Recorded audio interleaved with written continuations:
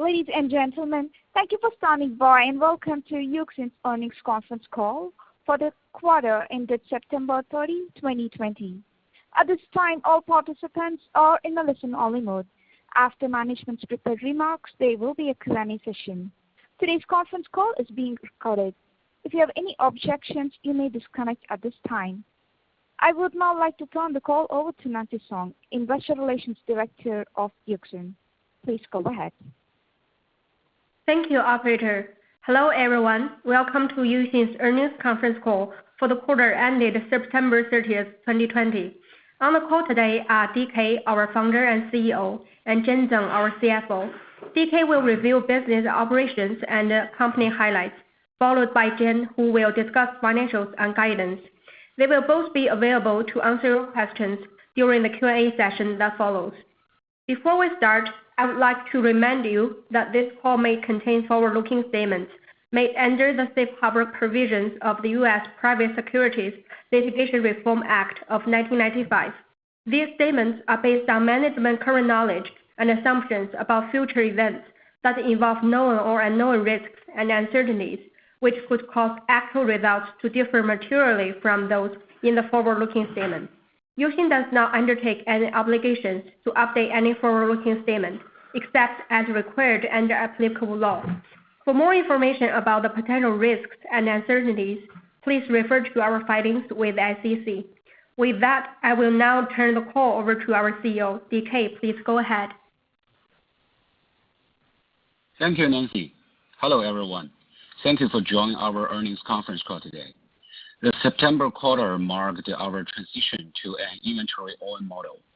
Now, we are pleased to report that we have successfully made the transition, which gives us better control over our order flow and supply chain management. With our online product and service offering being continuously optimized, we are also very pleased with the progress we made in better serving our customer as a nationwide online used car dealer.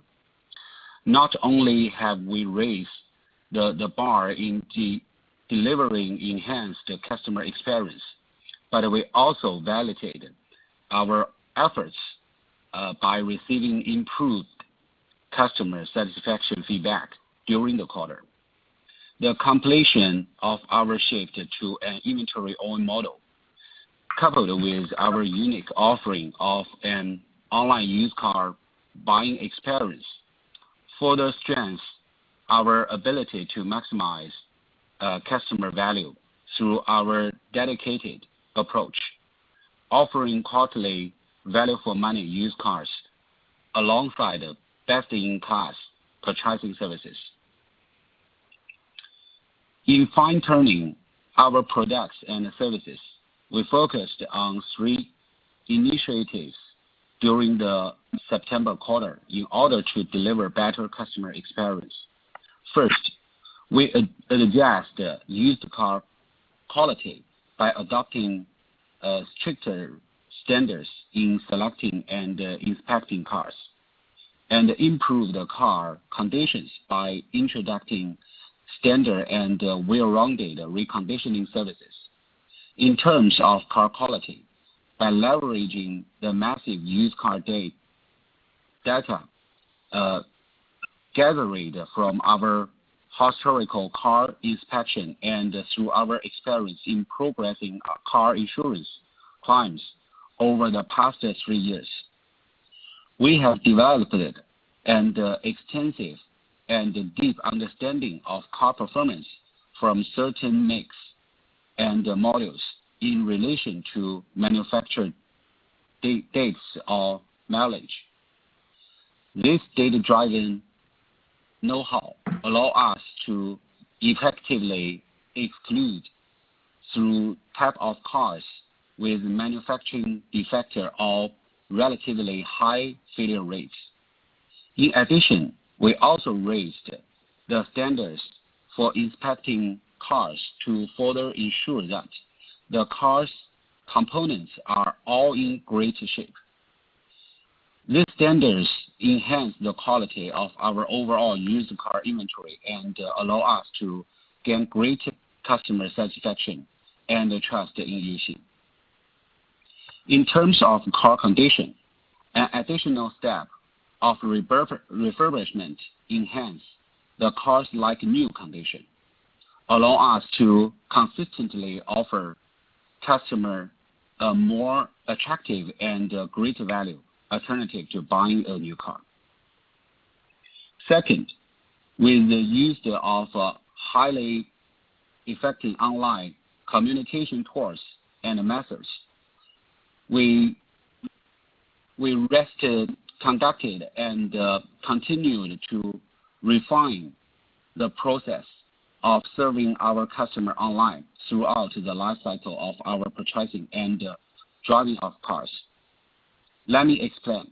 Once a customer places a purchase order with us, there will be dedicated service team assigned to this customer. The service team consists of an online sales consultant who is responsible for handling the purchase order, and the online service consultant for handling all paperwork, all document for title transfer and license plate registration. An auto financing specialist who is responsible for processing loan application related documentation if the customer finances his car, and an after-sales manager who is responsible for responding to any after-sales inquiries, such as car maintenance for insurance clients after the customer drives away his car.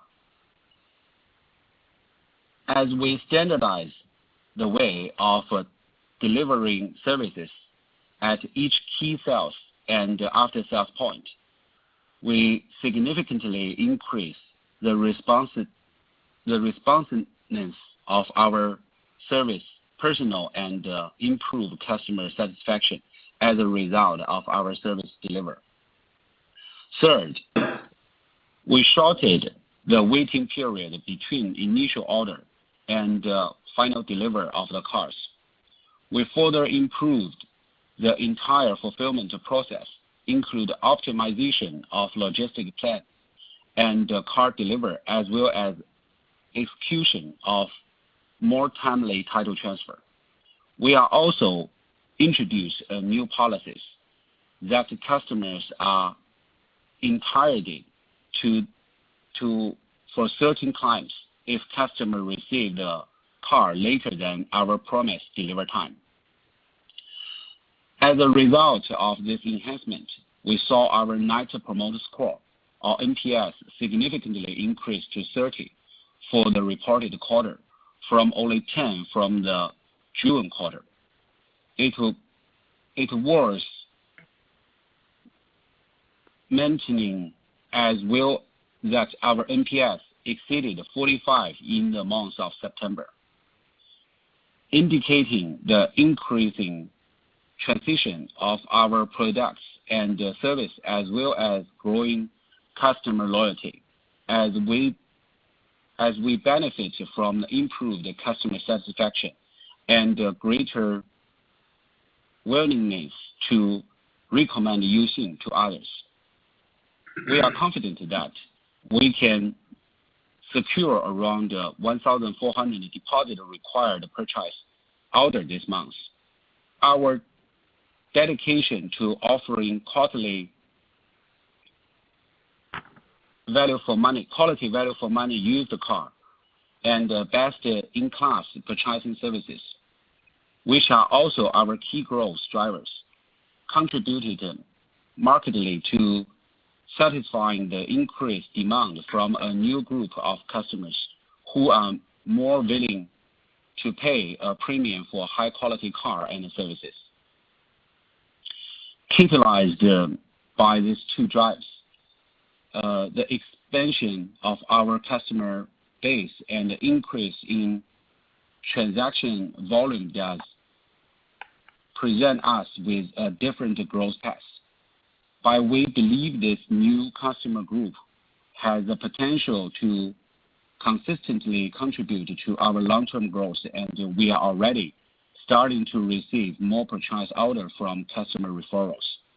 Once we hit critical mass as our new customer base expands, we believe that customer trust and word of mouth referrals will translate into solid and sustainable long-term volume growth. Further solidifying our brand and market position, we are confident that this will provide a firm foundation for our further business development and for generating more long-term value for shareholders. With that, I'd like to turn the call over our CFO to walk you through the financial results. Zheng, please go ahead. Okay, thanks, DK. Hello, everyone. Thanks for joining us today. As we made the transition to an inventory-only model, we continue to enhance our operational efficiency across the board. Our focus on hand-picking used car now enable us to allocate our inspection resources to only specific qualified cars and helps to optimize inspection costs. In addition, we are also able to reduce sales and relevant administrative expenses as we streamline our sales process by migrating every sales step online. With a fundamentally optimized cost and expenses structure in place, we believe that we will achieve better operating leverage in the long term as we achieve a scale, strengthen trust in the Uxin brand, and benefit from positive word-of-mouth referrals among customers. Now, let me walk you through our financial details for the quarter ending in September. Please note that the results I will discuss related to the continuing operations only. All numbers are in RMB unless otherwise stated. Also, please note that some numbers I refer to are non-GAAP number. You can find a reconciliation of these numbers at the bottom of our earnings release. In the 3 months in September 30, 2020, total revenues were 76 million, compared with 397 million in the same period last year. The decrease was primarily due to the decreases in the 2C transaction volume and GMV as a result of our business model transformation. We operate our entire used car inspection transaction process and migrate every sales step online. Beginning in June 2020, we are now building our customer base by using online sales staff as opposed to an offline sales team. Our total 2C revenue was 61 million, compared with 334 million in the same period last year. Our online used car transaction volume was 2,653 units, with the corresponding 2C GMV being 293 million. This figure includes 308 units sold from our old inventory, with corresponding 2C GMV being 36 million. In comparison, 2C used car transaction volume was 23,566 million units, with the corresponding GMV being 2,828 million in the same period last year. Let's now look at the 3 revenue streams of our 2C business. Commission revenue was 13 million, compared with 176 million in the same period of last year, primarily due to the decrease in transaction volume and GMV. Our commission rate decreased to 5.2% from the 3 months in September 30, 2020, from 6.2% in the same period last year. The decrease in the commission rate was mainly because we lowered the transaction fees across the board since August 2020, so as to offer more competitive prices to the customers. Value-added service revenue was 12 million, compared with 158 million in the same period last year, primarily due to the decreases in transaction volume and GMV.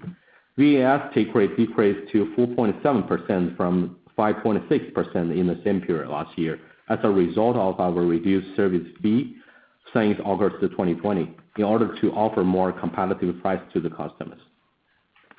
Vehicle sales revenue was 36 million, compared with nil in the same period last year. Vehicle sales revenue is recognized on a gross base when we sell our own inventory. We shifted to an inventory-only model since September 2020, as we disclosed in the last quarter's earnings release. Looking at the business, other business, other revenue was 15 million for the 3 months end September 30, 2020, compared with 62 million in the same period last year. The decrease was mainly due to the divestiture of our salvage car-related business in January 2020. Cost of revenues decreased by 45% year-over-year to 93 million. The decrease was primarily due to a decrease in salaries and benefits for the employees engaged in the car inspection, quality control, customer service, and after-sales services, as well as a decrease in the fulfillment cost due to the lower transaction volume. This was partially offset, however, by an increase in the vehicle acquisition cost relating to our beginning to building the inventory since September 2020. Gross margin was negative 22.4% for the 3 months in September 30, 2020, compared with a gross margin of 56.9% in the same period last year. Total operating expenses was 319 million. Non-GAAP operating expenses, which exclude the impact of share-based compensation, were 334 million. Sales and marketing expenses decreased by 74% year-over-year to 76 million. The decrease was mainly due to the decrease in the salaries and benefits expenses as a result of the headcount reduction and the lower marketing expenses. Sales and marketing expenses excluding the impact of share-based compensation were 76 million. G&A expenses decreased by 18% to 56 million. The decrease was mainly due to a reserve in the share-based compensation expenses. G&A expenses excluding the impact of the share-based compensation were 71 million. R&D expenses decreased by 45% to 19 million. The decrease was primarily due to a decrease in the salary and benefits expenses as a result of the headcount reduction. R&D expenses excluding the impact of the share-based compensation were 20 million. Loss from guarantee liabilities was nil for the 3 months in September 30, 2020. We incurred guarantee liabilities associated with the remaining guarantee obligation from our historical facilitated loan and were not transferred to Golden Pacer. We adopt accounting standard update 2016-13, financial instruments-credit loss, measurements of the credit loss of financial instruments on January 1st, 2020, under a modified retrospective method. Before the adoption of ASC 326, the gain or loss accounted for that related to guarantee liabilities was greater of either of the amount determined based on the ASC 460 or the amount determined under ASC 450, and was recorded as a gain or loss from the guarantee liabilities. After the adoption of ASC 326, expect the credit loss of the contingent guarantee liabilities shall be accounted for in addition to and separately from the standard ready guarantee liabilities accounted for under ASC 460. And the provision for the contingent guarantee liabilities is currently recorded within provision for credit losses. And the gain released from the standard ready guarantee liability accounted for under ASC 460 is currently recorded within the other operating income. Provision for credit losses net was 168 million for the 3 months in September 30th, 2020. In order to settle our remaining guarantee liabilities, on April 23rd, 2020, we entered into a supplemental agreement with one of our major financing partners with regards to our historical facilitated loan. Pursuant to the supplemental agreement we signed in April, such financing partner agreed to set a cap on the amount of cash we would use to fulfill our guarantee obligations from 2020 to 2022. As a result, a release of contingent guarantee liabilities of RMB 86 million was recognized for the quarter end June 30th, 2020, representing the time value of the potential cash outflow. Subsequently, on July 23rd, 2020, we entered into another supplemental agreement with the same financing partner to entirely settle our remaining guarantee liabilities associated with the historical loan facilitated loans for such financing partner. This supplemental agreement amended and restates the agreement we signed in April. Pursuant to the agreement we signed in July, we are entitled to settle all our remaining guarantee liabilities under the condition that we pay the settlement amount in instruments from 2020 to 2025 based on the agreed schedule. As a result, the aforementioned previously recorded time value of the contingent guarantee liabilities in the amount of RMB 84 million was reserved. Based on the time value determined up to August 8, 2020, which was the closing day of the supplemental agreement we signed in July. Loss from continuing operation was 163 million, compared with 188 million in the same period last year. Non-GAAP adjusted loss from continuing operations, which exclude the impact of share-based compensation, was 178 million, compared with 190 million in the same period last year. Net loss from the continuing operations was 259 million, compared with 202 million in the same period last year. Non-GAAP adjusted net loss from continuing operations, which excluded the impact of share-based compensation, was 275 million in the quarter, compared with 204 million in the same period last year. Turning to our cash position, as of September 30th, 2020, we have cash and cash equivalents of 219 million.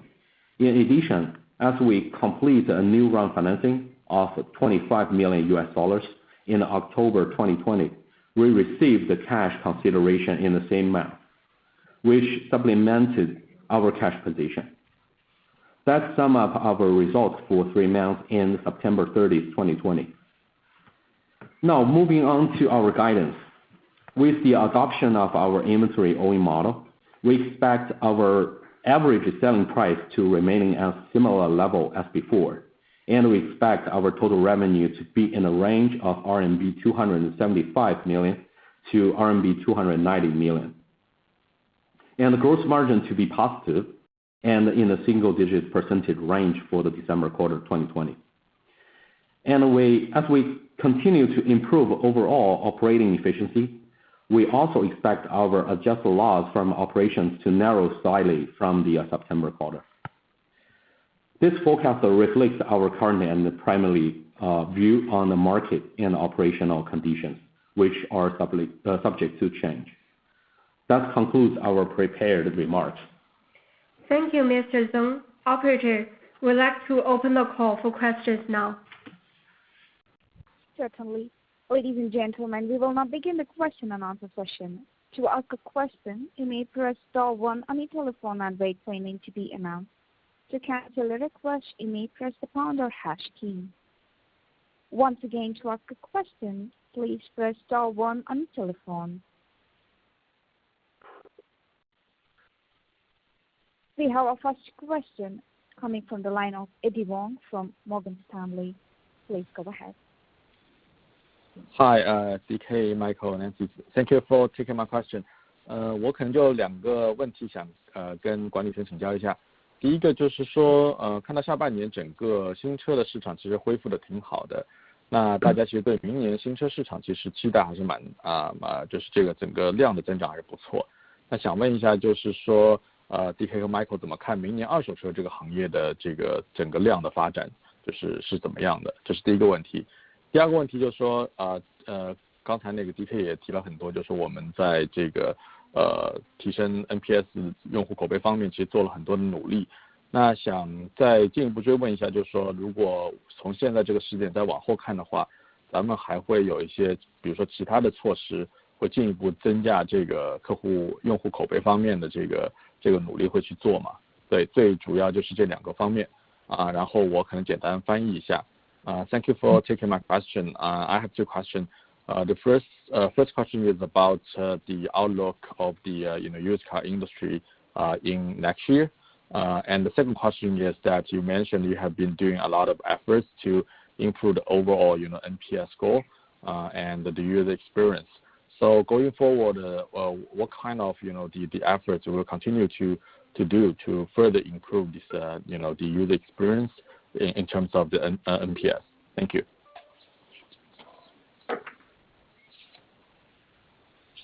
Okay, thank you, Eddie. All right, I will take these two questions. So first about industry. Just recently, China Auto Dealer Association has promoted and implemented several used car policies signed this year. In this industry environment, I think it will be a new start for the used car industry next year. That the whole sector should move forward in full compliance with relevant used car policies, further implemented and upgraded. This will enhance the entire industry to develop from a used car brokerage model toward to a more organized business model. We are participating as more regulated. Currently, used car VAT tax has already been cut from 2% of sales to 0.5%. At the same time, there are also some the enhancements in policies relating to vehicle temporary preparatory the registration and the title transfer. And we can say Beijing introduced a new license planted allocation policies earlier this month. As a pilot city, I believe Beijing will launch and implement specific plans next year as a response to this policies mentioned above. So there will be a favorable government policies in place and specific implementation carried out by pilot city as reference for other cities and regions to learn from. The developments in regulatory, the compliance, and the implementation of policies will bring positive change to the used car industry, including higher engagement of industry players and customers' high acceptance of buying used car. But this change will gradually to taking place. From what we have seen currently, all these three policies will benefit Uxin as we now operate as an online used car dealer. First, as a business entity, our adoption of inventory own model will be fully supported by the policies. In addition, the used car tax cut can also help to lower our tax expenses when we are operating under the inventory own model. And for promoting of vehicle temporary property registration and digitalization of the title transfer process, it will significantly simplify the fulfillment process as customers purchase used car online from us, which will lead a much improved delivery the efficiency. At the same time, relevant fulfillment cost can also be optimized correspondingly. So I think follow all of these policies, I think next year, the used car, the total transaction volume could be increased And from our forecast, it's around two digits, around 10% to 15%. So that's the answer for the first question. And the second question about NPS improvement. I think this year we really found some very efficient way to improve the NPS. I think we are mainly focused on the two aspects, quality and the condition of used car, and best in class purchasing services. These two things is the most sensitive to improve the NPS. So next year we are keeping to enhance all our ability and the source invest into these two areas, and we believe that it can keep to improve the customer satisfaction and also improve the NPS. Yeah, and I want to say some more. For example, we focused on strengthening our ability to reconditioning the car. So next year we will build our own reconditioning center to enhance our refurbish ability from Uxin ourselves, and to bring the like new condition, the used car to our customers. Yeah, and that's a second question. The answers. Thank you, Eddie. Thank you, DK. Thank you. Very clear. Thank you very much. Thank you. Thank you. Thank you. I would now like to turn the call over to Nancy Song for any closing remarks. Thank you. Thank you again for joining our call today and for your continued support in Uxin. We look forward to speaking to you soon in the future. Thank you. Thank you. That concludes the conference for today. Thank you for your participation. You may all disconnect your lines now. Thank you.